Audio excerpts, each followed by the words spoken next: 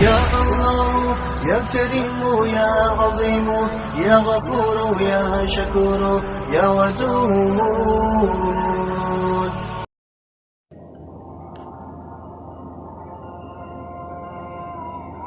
ارشاد خداوندی ہے، لا تاجدن اشد الناس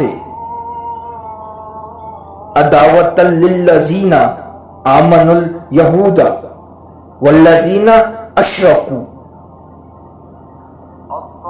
تم یہ بات ضرور محسوس کر لو گے کہ مسلمانوں سے سب سے سخت دشمنی رکھنے والے یہودی ہیں اور وہ لوگ ہیں جو کھل کر شرک کرتے ہیں.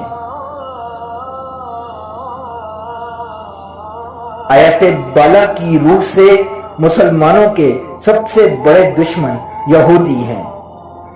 ناجائز ریاست اسرائیل کے قیام سے قبل اس آیت کی گہرائی تک پہنچنا شاید مشکل ہو، لیکن 1948 کے بعد فلسطینی مسلمانوں پر ڈھائے گئے. یہودی مظالم دیکھ کر آیت کا مفہوم اب واضح طور پر سمجھ میں آتا ہے. یہود کے باطنی عنات کو ظاہر کرنے والی یہ آیت قرآن کریم کی حقانیت کا منہ بولتا ثبوت ہے.